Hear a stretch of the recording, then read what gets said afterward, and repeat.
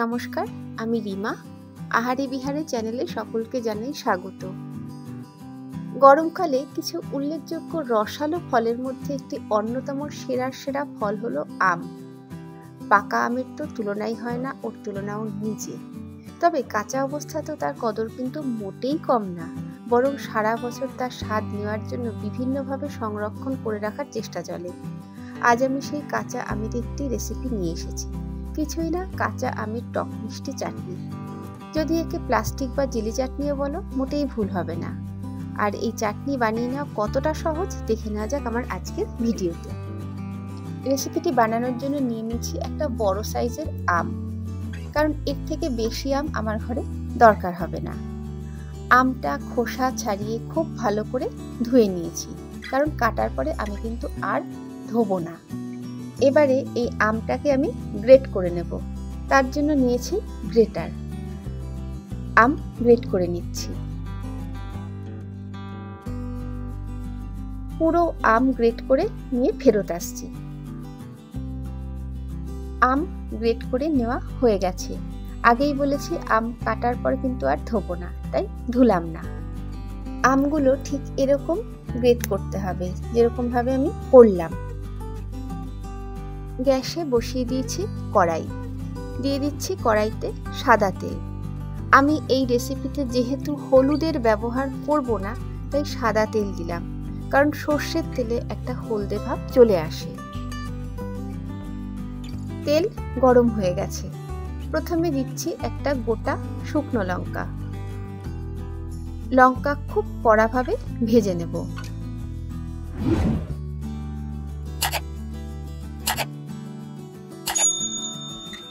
লঙ্কা একদম কড়াভাবে ভাজা হয়ে গেছে, তুলে নিচ্ছি। এই যে, এবার কড়াইয়ের এই তেলেই দিচ্ছি হাফ টিস্পুন থেকে সামান্য কম করে গোটা মৌরি, আর দিচ্ছি মেথি ফোড়ন। একদম ধিমে আঁচে ফোড়নগুলো কয়েক সেকেন্ড গন্ধ বেরোনো অবধি ভেজে নিতে হবে। ফোড়ন থেকে দারুণ সুন্দর গন্ধ বেরোচ্ছে। দিয়ে দিচ্ছি গ্রেট করা আম।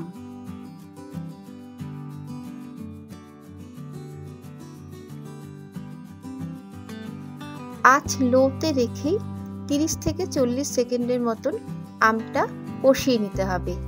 বেশি কষানো বা ভাজা যাবে না, কারণ কাঁচা আমের গন্ধটা তাহলে চলে যাবে। আর কাঁচা আমের গন্ধটা চলে যাক, সেটা কখনোই কাম্য নয়।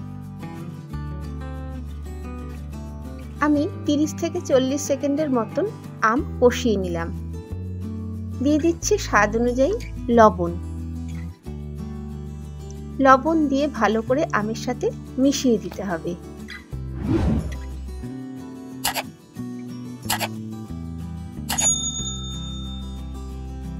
মেশানো কমপ্লিট, এবং লবণ দেওয়ার জন্য দেখো আম একদম নরম হয়ে গেছে। এবারে দিচ্ছি পরিমাণ মতন গরম জল। যে যেরকম ঝোল চাও সেরকম রাখবে এবং সেই বুঝেই জলটা দেবে। আমি একটু জেলি টাইপের চাটনি বানাতে চলেছি, তাই খুব বেশি জল দিলাম না। জল দিয়ে ভালো করে নেড়ে মিশিয়ে দিচ্ছি। আঁচ লো টু মিডিয়ামে রেখে ফুটতে দিলাম। ঝোল যখন ফুটে উঠেছে, দিয়ে দিচ্ছি কিছু কাজু আর কিশমিশ। কাজু কিশমিশ কিন্তু সম্পূর্ণ অপশনাল, না দিলেও কোনো অসুবিধে নেই। কাজু কিশমিশ দিয়ে আরো একটু নেড়ে দিচ্ছি।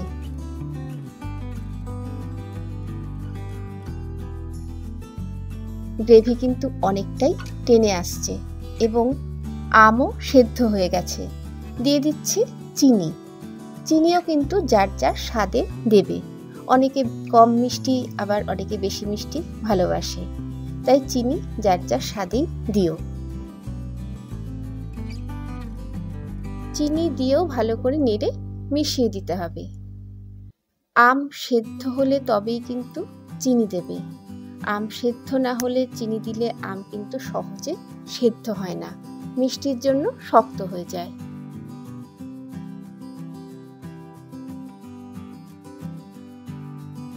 চিনি দিয়ে ভালো করে মেশানো হয়ে গেল।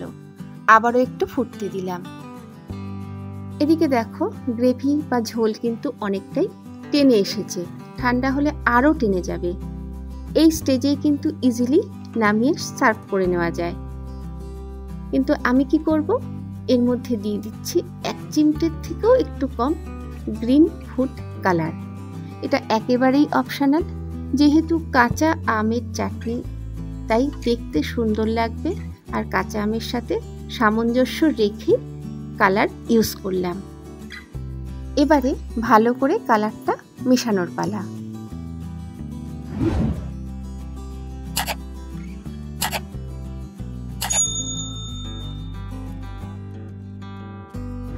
কালার খুব ভালো মতন মিশে গেছে, গ্যাস বন্ধ করলাম।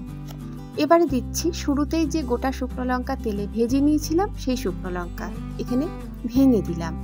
এবং তোমরা হয়তো খেয়াল করলে গ্যাস বন্ধ করে তবেই কিন্তু আমি শুকনো লঙ্কা দিলাম, যাতে সব মিলিয়ে গন্ধটা খুব ভালো আসে।